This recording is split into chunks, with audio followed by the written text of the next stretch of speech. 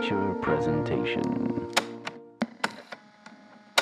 Welcome back to another Untitled movie review. I am one of your hosts, Matt Rohrbeck, alongside he's allergic to tomatoes, but he's tomato meter approved, Eric Marchin. Matt, this is one of the weirdest X-Men movies I've ever seen. Yeah, Disney's X-Men starting off in a weird spot. I mean, technically, Disney does own A Cure for Wellness, which does co-star Mia Goth in that movie, and that is a weird film as well. Yeah, but today X is gonna give it to you as we are reviewing Ty West's X, starring, as Eric mentioned, Mia Goth, Scream Queen Jenna Ortega, Martin Henderson, Brittany Snow, Owen Campbell, Stephen Ure, and Scott Mescudi, or Kid Cudi, as people might know him as. Most Eric, recently used in the Moon Knight teaser trailer. Oh yeah, he was. I love me some Kid Cudi. Yeah. Eric, how you doing? Good, Matt. I'm ready to dig into this very weird proto slasher movie that is clearly paying homage and is also somewhat derivative to Tobe Hooper's The Texas Chainsaw Massacre and Alfred Hitchcock's Psycho. Watched, so yeah, it's going to be fun to talk about. Psycho they reference, yeah. Well, because they're both inspired by the serial killer Ed Gein, who was basically murdering people in the South and taking which this movie parts is of their basically face doing and, the same yeah. thing. I went to a 11:30 a.m. screening of this movie, so the perfect time, a nice little morning matinee with three other people in the theater. You love your horror in the morning. You know, I always I think A24 has an interesting approach to horror, and we talked a little bit about this on the main show, which you guys can go check out, the 117th episode of the Untitled movie podcast, where we talk about Grimace. the Critics' Choice Awards. We do talk about Grimace for at least almost 10 minutes. But we talked about the Critics' Choice Super Awards, which does cover horror, so we'll see if this shows up there next year. But good to see Ty West getting back. I know he did he recently didn't he do In the Valley of Violence? Yeah. With Ethan Hawke and John Travolta. So it's been almost a decade since he's made a horror movie with The Sacrament, right? Yes, and even the infamous Sacrament screening at TIFF, which I think people remember that more than the movie itself. What happened? Oh yeah, never mind. You know. Okay. Oh, you remember. Know. I remember. We won't. Yeah. Yeah. I interviewed Ty West for The Sacrament. Actually, I interviewed him, and I interviewed Joe Swanberg and Gene Jones and Amy. I think I interviewed Amy Simons too, which I didn't even clue in when we reviewed She Dies Tomorrow and stuff too. Yeah. Well, she's a part of that group. Even her having Adam Wingard in that movie, he's also a part of that. And Ty West was in You're Next. So yeah. Eric, what is X? You kind of already. Well, I mean, you kind of mentioned it as well. I mean, it is a DMX biopic, the finest we've ever seen. No, it basically is a riff on Tobe Hooper's Texas Chainsaw Massacre, and obviously paying homage to Psycho. It's this film that is also in the canon of A24, but isn't necessarily an elevated horror in the way that the Babadook the Babadook's not even A24, which kind of is weird that you'd think it would be. That's IFC, but the way that Hereditary or Midsommar or Robert Eggers movies like The Witch and The Lighthouse. So, but the Babadook is in that elevated genre of horror filmmaking. And I was thinking about that because Jenna Ortega says in Scream that she really likes the Babadook. Yeah. And so what this movie essentially is, you have a group of amateur pornographers going out to rural Texas. It starts off in Houston in 1979, when the video market for porn was just about to begin, and adult entertainment was still being released theatrically. So you'd go to New York and there was this whole row of cinemas. Perv row, that would always play, these kind of grimy looking, poorly shot 16 millimeter film stock movies, adult movies that were made by, you know, a small company or people trying to get into the industry. This is kind of their, you know, their way in. And so you have this group, this producer, this, you know, up and coming star played by Mia Goth, who has the X factor, all going to this kind of deserted, isolated farm where this older couple that are kind of Puritan, evangelistic kind of Christian types who don't know what is going on or what they're going to be filming, even though they've rented out this cabin space for a period of time. And like many Ty West movies, like House of the Devil and The Innkeepers or even The Sacrament, it's very much a slow burn where the events really don't start to kind of take place until around maybe halfway through. It's a shorter movie. It's only about an hour 45, but it's very eerie and atmospheric throughout in the way that you'd expect an A24 movie to be. And then in that last, I would say 25 minutes of the film is where a lot of the payoff comes up, where, you know, the setup of all this kind of creepy, weird, moody kind of movie is, and then you get sort of the more traditional scares that you would expect from, you know, your multiplex slashers. And throughout there is a lot of meta kind of commentary, but not in a pretentious way or kind of trying to deconstruct the genre. I think it's trying to more so embrace a specific type of movie that was made, you know, on a shoestring budget, that was basically a kind of, you know, get rich quick kind of thing for a lot of people. It's like, oh, we'll, you know, make I Spit on Your Grave, or we'll make, you know, a Halloween or something that is derivative like that, because those movies were successful and, you know, other filmmakers or aspiring filmmakers can do that. One of the guys who produced Texas Chainsaw Massacre is played in Pam and Tommy by why am I forgetting his Andrew Dice Clay. So like right, yeah. So the way that these movies kind of were made back in the 70s and 80s were very much kind of in the vein of like, okay, it's just a group of people getting together and maybe one person knows somebody who has a camera or is a, you know, aspiring filmmaker who didn't get into film school but still kind of wants to make something, and you have that kind of director type character and his girlfriend, sort of technician and sound operator, kind of working together, and he's trying to elevate the genre, which is kind of funny in itself. Because that's some of the meta humor that does work. And it's not meta in the sense of like it's being like winking at you and kind of like how we're doing that, like it's actually looking at, okay, that was a time where a lot of people in that age range that grew up watching, you know, French New Wave and, you know, the new Hollywood cinema of the 70s were probably inspired by that and thinking, oh, I could make this genre of film, like horror being porn, that's looked down upon, and do something with it and really kind of make it more than just a porno movie. And obviously like Deep Throat was the big film that like kind of was inspiring a lot of people to kind of make DIY porno movies at the time. And so with all of that on top of the slasher stuff, you kind of get a mix of both tribute and also kind of trying to be its own thing. And I think that there's things in this movie that are worth having a discussion over, but also at the same time, it's a little confusing to what the choices Ty West makes is to what he ultimately is trying to achieve.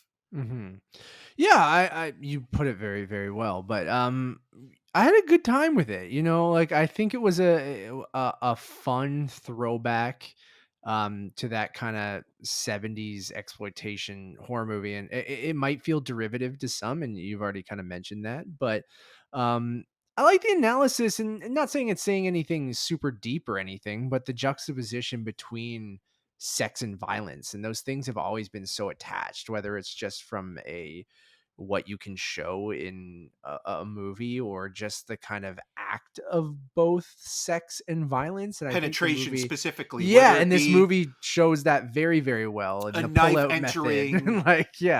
And there's some cuts there that are really kind of fun and fucked up, and And I just think this movie showcasing that and using pornography and horror, and Ty West has talked about this, but I just think like those things have been so kind of, Synonymous. yeah, that I think it's really interesting to show, that in this type of movie and in this type of way, where, yeah, like you said, it's the act of sex and the act of violence in this movie are very attached, and just that release, whether it is, having sex, or in this movie brutally killing people, that it's just like, because, and then how it tackles like aging and beauty, I think is kind of interesting. And again, I don't think you're getting super deep kind of analysis on any of this stuff, but I think using that in a fun throwback slasher movie that is inspired by a lot of the things that you've already mentioned makes for kind of an entertaining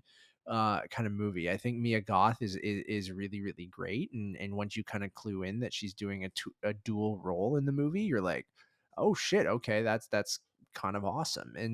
And yeah, I just love that about, a woman who sees herself in this beautiful young woman, and whose husband can't make love to her anymore because he has a heart problem, and then she used to be beautiful, and she sees these old photos of herself, and that, like, you know and then attaching that to violence, and having to have, she can't have that release of sex, so she has to turn to, like you said, a different form of penetration. And that sounds really crass and graphic, and the movie is, but I think it does that in kind of interesting ways, and is very brutal, showing some of that stuff, whether it's, a knife through the eyeball. And like I said, I made a joke about pulling out, but there's a literal cut that is like, is just, it's intentional. And I think the whole movie is intentional in how it juxtaposes sex and violence. And I think that's an interesting approach to this. And it's, while still being just kind of a, you know, pretty straightforward slow burn slasher movie, right? Like, I think Yeah, it's an that, exploitation flick through and yeah, through. I think where I could be more critical, you already mentioned it though, it is a very shallow slasher where like yeah, everything it wears on its sleeve in terms of its references to Psycho, to yeah, Texas Chainsaw Massacre. It actually mentions Psycho about halfway through with the MacGuffin of, the Janet Leigh character kind of yeah. being the red herring, and how I mean, there's even a shot of one of the characters in a shower, and you think, oh, are they going to do something like that is going to now mirror this? But then they don't necessarily. But then even some of the shots like in a basement kind of remind you of the final scene in Psycho, or seeing a car in a body of water, like you think of Norman Bates, basically kind of taking care of all the evidence that will connect him back to this scene. But the difference here is like looking at this older couple, it weirdly, I was thinking, okay, like, is he doing something that is referencing Motel Hell, which is about this like weird kind of couple that like when visitors or people that kind of like their cars break down and they stop by, they end up being pulled into Farmer Fritter's world, and they become Great basically name. um food. They get put into the ground, and like there's like a poster of it where like you see like the heads of the people being buried up to their head, and that they're being basically farmed, Okay. and it's a cannibal film. And like I was thinking, oh, like this kind of almost looks like that a little bit. But then when you realize what they're doing with the older people, and sort of having that reflection of mirroring youth and age, and the movie can be looked at both as progressive, including older characters, but also could be looked as ageist in terms of how the characters are used, and how some of the moments in especially the Totally, last yeah. act are played out with those characters, or even just how Mother of Pearl, as I like to call her, or Mother Pearl, becomes more antagonistic as the sun goes down, referencing sundowning, and sort of again how the mind kind of changes or gets lost when you're throughout the day. And if you have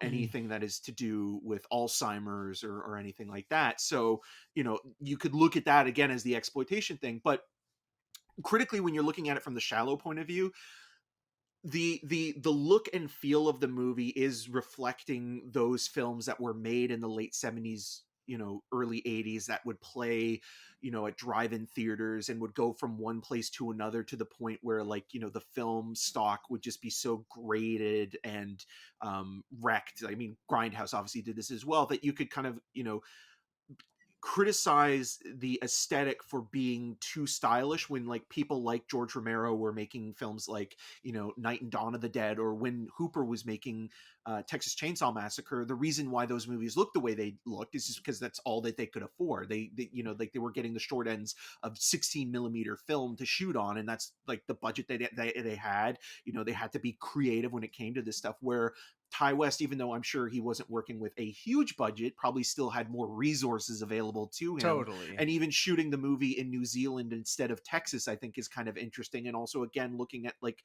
even the more recent Texas Chainsaw Massacre movie, shooting in Bulgaria instead of Texas, is an interesting choice. I don't think it ruins the movie or anything, but like it's just fascinating to see like these two. I still think they nailed the vibe though. Of No, totally. farmhouse. I mean, like even with Power of the Dog, like I can understand people who live in Montana being like, okay, well, this doesn't really feel like Montana, but I do think that that movie and the way it's shot, and Ari Wagner cinematographer, represents big sky country, and I think this does too.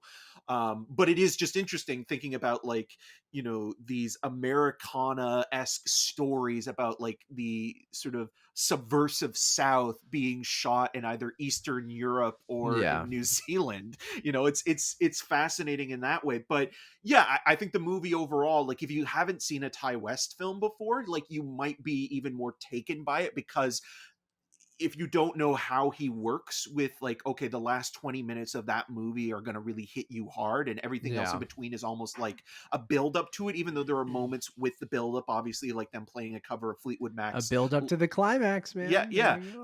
To playing Fleetwood Mac's Landslide and things like that. Like there's moments there where they're trying to add a little bit more character or texture that wouldn't be seen usually in those films, but it just kind of feels to me like at the same time, it's like, okay, I think House of the Devil did this better in terms of getting to that last 20 minutes and making it so memorable. And then Innkeepers, I felt that the relationship between Pat Healy and Sarah Paxton's characters was much more charming and winning you over, and that you cared about someone in this whole situation. I didn't care about anybody, and you could say that, well, that works for Texas Chainsaw, or for any slasher movie, because a big part of the selling point for a lot of slasher films is that if you don't like the character, you're looking forward to them being horribly mutilated and murdered beyond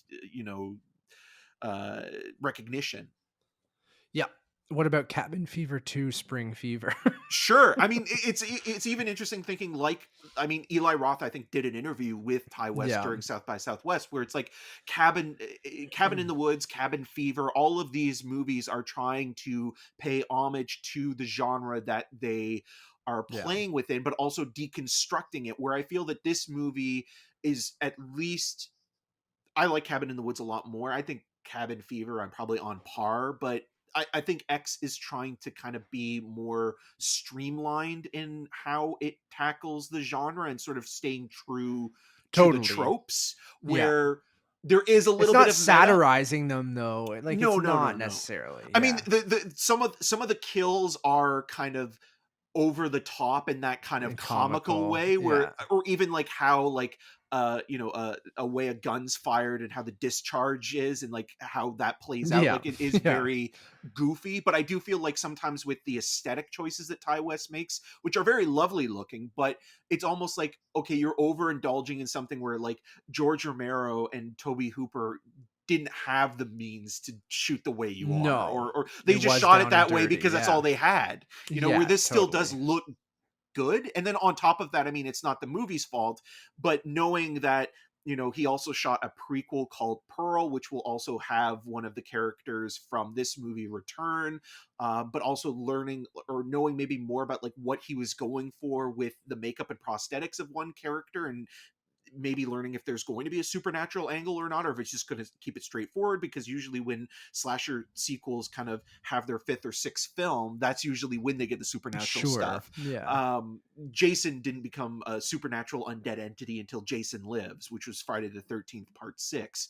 So, you know, that will be interesting to see. And then him talking about like doing a third movie as well, which would be a sequel to X, and then kind of like world building within this universe. Again, there's not a lot of universe left. It's But interesting that this is, yeah. I mean, I'm fascinated by that. I didn't even know he did this Pearl prequel already, right? And then I don't think it's spoiling anything, but it's I'm reading the synopsis and I won't read it out. But like, I'm fascinated of him doing a prequel and a sequel to this movie and making it kind of this trilogy. And I would have just thought it would have been a one and done kind of thing. But you know, when, like I said, when you clue into a certain person playing dual roles, it's just like, oh, that's interesting. And then there like has to be a Eric's point to like, it, right? yeah. Or my point was just like, you know, it's the most literal version of you see yourself in someone, right? Right. And like, so and what the movie's trying to do, which I think But the is character kind of also cool. keeps talking about like, oh, she's the one I want, or like, and you think that there's going to be something more to it than just that. Like, I think it is stranger or creepier just having people be weirdos and people Yeah. be, you know, like, again, like this is taking place in a part of America that still is very Christian. But this is at a time where like that kind of like Puritan quality is like anything that is not confining within, you know, the religious standards of Catholicism will be considered the Mhm. devil, or, you know, something Which is used horrible. on a TV sermon that they kind of Yeah. go back to. And also just being set in the Yeah. South. Well, Like, I think totally. like But that comes with it as well, where like I think people are weirder than maybe like a supernatural creature, and like it's harder to basically um surmise or justify like, oh, why did these people do this horrible thing to somebody else? It's like, like, what were they thinking? Like, I don't know, like I would never do something like this, but like why would somebody do this that is human? So it's harder to kind of, you know, come up with an explanation to those atrocities. I do also think though that there's a missed opportunity here, or maybe he will do it with the sequel to X, and maybe he'll do another one, but like it would have been better if like each sequel is called, the first one is XX, and then the third one is yeah. XX triple X, and then we bring in Vin Diesel, which would be amazing. But I love when you click on this. What it's like, are you sure you're not looking for triple X? right. It's like, yeah. But yeah, like when you're introduced to the older farmer at first, you don't see his face, and you kind of see like a silhouette of him, and the way that kind of informs you, the way that Ty West is directing that scene, it's like, okay, Yeah. there's something to this there. And then when you see the couple, you know, eventually you understand that, okay, there is something here with the makeup and prosthetics that he's Yeah. playing with, And and who's playing them? yeah, and it's even just interesting thinking about like one of the cast members was also in Suspiria, where the Luca Guadagnino remake, where Tilda Similar Swinton makeup. also played 3 roles in that movie. Yeah. So it almost feels like this person is like, oh well, I want to do that now. And so we'll see where this goes with the prequel, which there's a trailer available in the US at least that's attached to X. So that will supposedly be coming That would out have been this so year. jarring to watch that before you see the movie. Oh, totally. like I feel, unless it was a post credits kind of Maybe it was trailer post thing. credits. Maybe it was like Back to the Future Part 2 I having didn't Back to stay the to the Future end, Part so 3. maybe this had the trailer on it. I didn't stay to the very end. Did you? I did, but there was no Okay. trailer. Okay, true. Yeah, but it was I at a want press screening, so. I want to give a shout out to Kid Cudi. I thought he was great.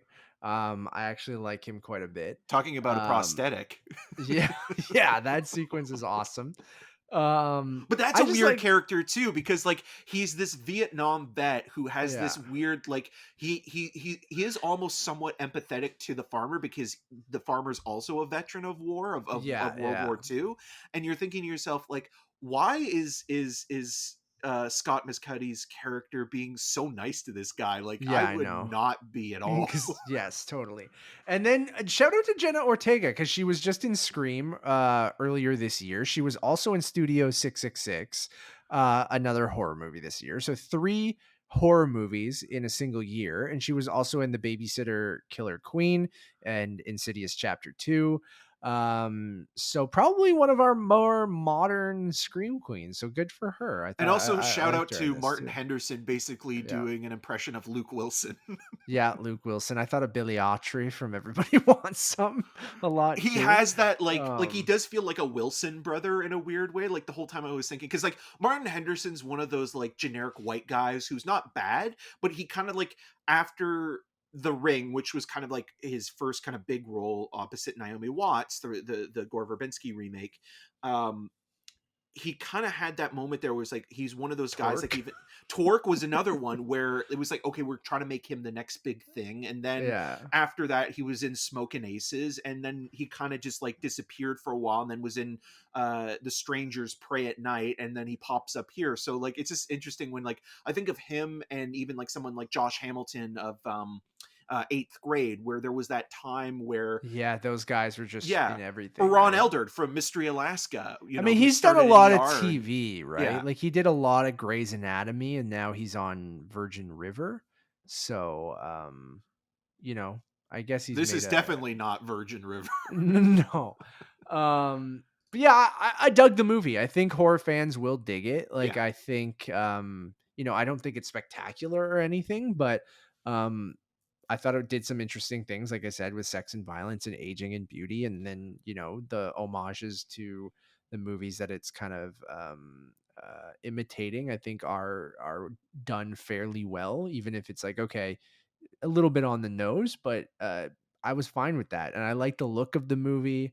Love the title card at the end. I love the vibe. I thought the look of the farmhouse was awesome. The sound of the crickets or and stuff like it. Just that swamp kind of, or not swamp kind of But feeling, yeah, but yeah, like that kind of like yeah, southern swampy, yeah. dirty, grimy Like I just felt like they heat. nailed that vibe. Yeah, it just felt sweaty Yeah. and hot, and I dug that. So I'm gonna give the movie a 3.5. I liked it quite a bit. I'm going to give it 3 X's out of 5, but I Yeah. did appreciate what it was doing. And I will say this, even though I liked the original Texas Chainsaw Massacre way more, and it obviously was the first to do what it did, the one thing that I like more about this than I do about Texas Chainsaw Massacre is that I found that these characters were less obnoxious than the characters in the original Yeah. Texas Chainsaw Massacre. There is no Franklin type character in No. this. And it is having interesting conversations about consent and freedom of choice and hypocrisy in one specific scene about one character wanting to be in the film, which I thought was kind of interesting as Yeah. well,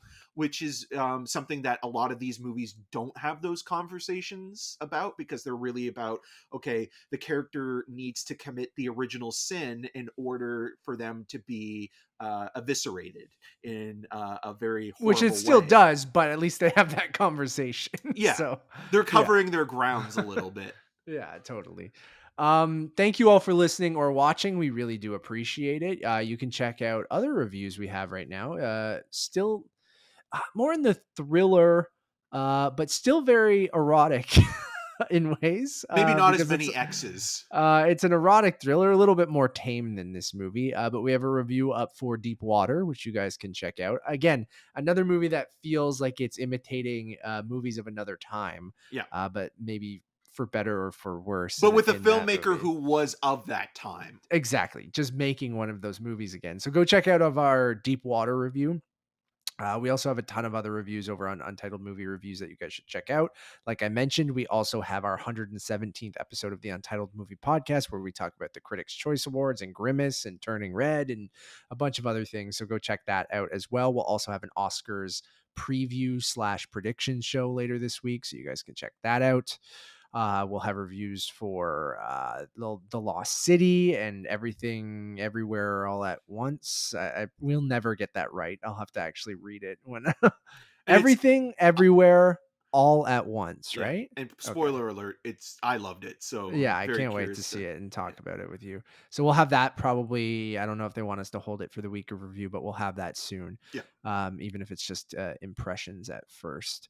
Go check out our Letterbox HQ, where you can find everything, which is Untitled_movies. Everything Everywhere All at shop. Once on Letterboxd. Yeah. And as always, my name is Matt Rohrbeck. You can find more of my work around the internet, but mostly at UntitledMoviePodcast.com. And you can follow me on all those social medias at Matt Rohrbeck.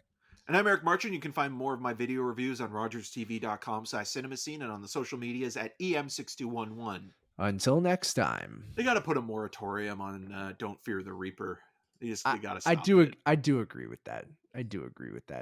But X gonna give it to you. Missed Oh, opportunity. if that had that in there, I would give it 5. Bye, everybody.